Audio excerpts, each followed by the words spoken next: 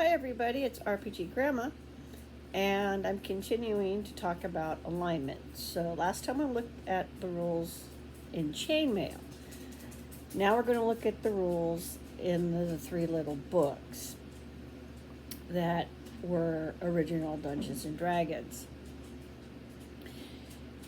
Now, in original Dungeons and Dragons, it says you need 2 other games to play. That would be Chainmail is one of them. The other one was the Avalon Hill game. They're outdoor survival.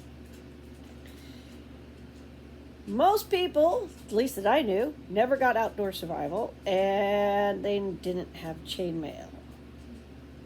And that seems to bear out. Only a few people I've run into that were old enough to play and D&D from the beginning, who are, older generations, had everything. A good chunk of people just had, the original little box of rules of the 3 little pamphlet books. So, I know that's what we had, and when we started, we must have had the supplements, because we went to the Temple of the Frog and got eaten by frogs. So there you go. So let's look at these rules for alignment. Character alignment, including various monsters and creatures. This is in Minimagic. Before the game begins, it is not only necessary to select a role, so they're talking about classes, but it is also necessary to determine what stance the character will take: law, neutrality, or chaos. Character types are limited as follows by this alignment. So this is a much more structured system than a lot of you are used to. So men, they can be law, neutrality, or chaos. Halflings, law. Patriarchs, law. Treants, law. Unicorns, law. Pegasi, law. Hippogriffs, law. Elves can be law or neutrality. Lycanthropes can be law, neutrality, or chaos. Rocks can be law or neutrality. Dwarves and gnomes, law or neutrality. Centaurs, law or neutrality.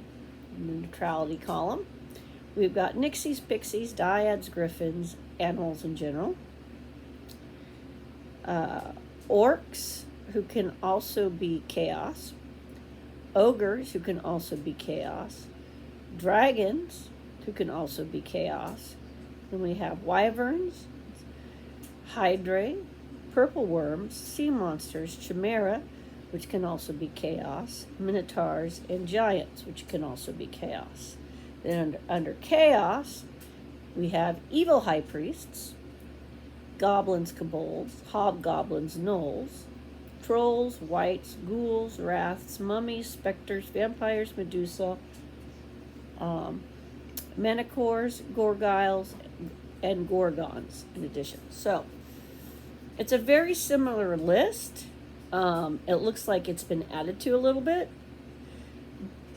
Some things appear to have maybe moved just a little bit, but at any rate, they're fairly consistent to the chainmail list, but then they added to it.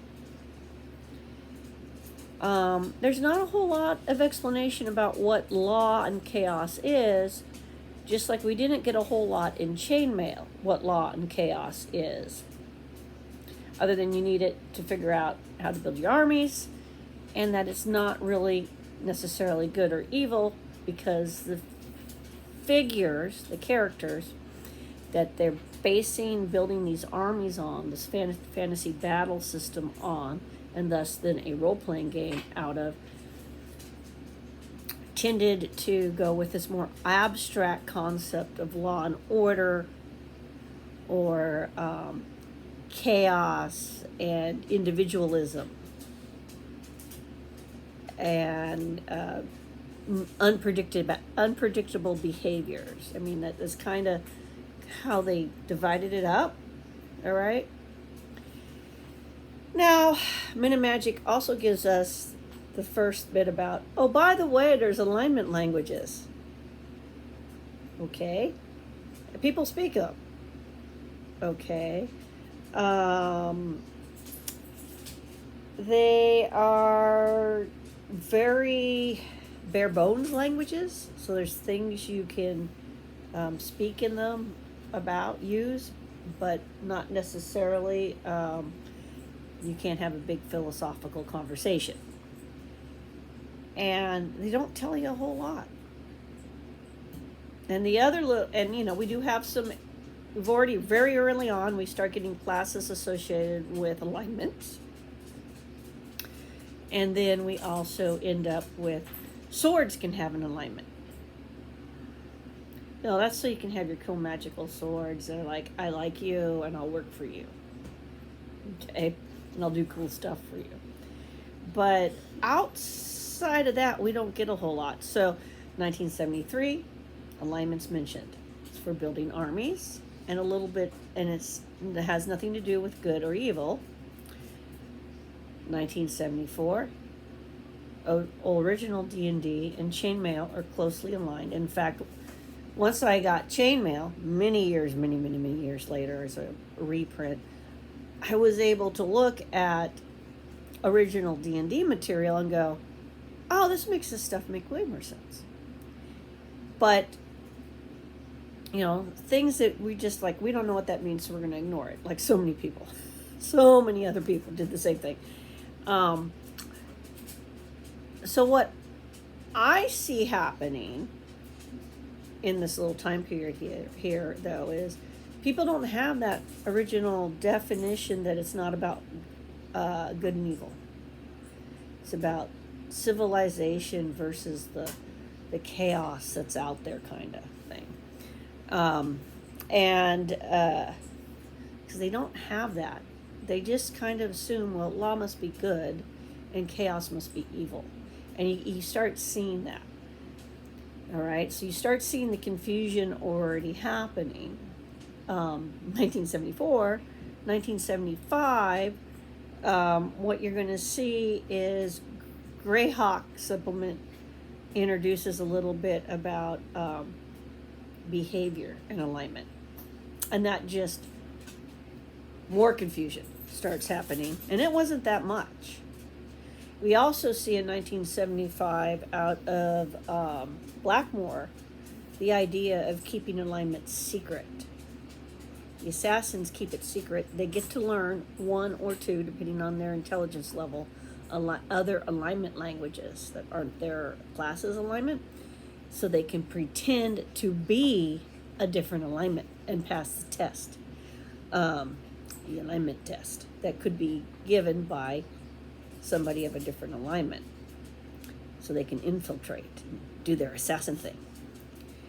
And I even talked to the bro OSR people.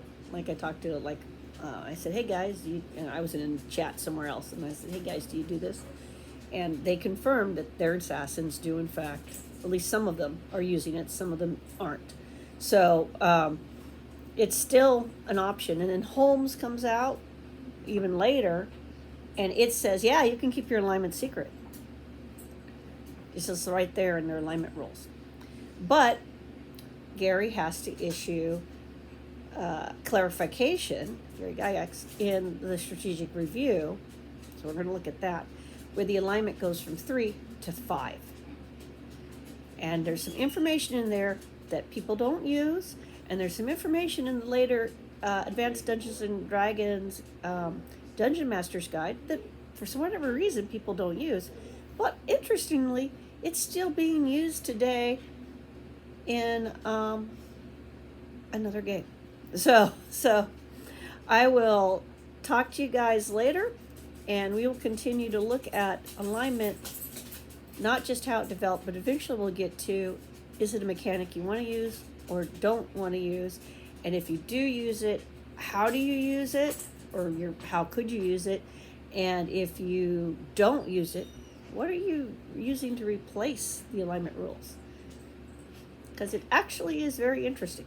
Anyway, have a great day, everybody. Bye.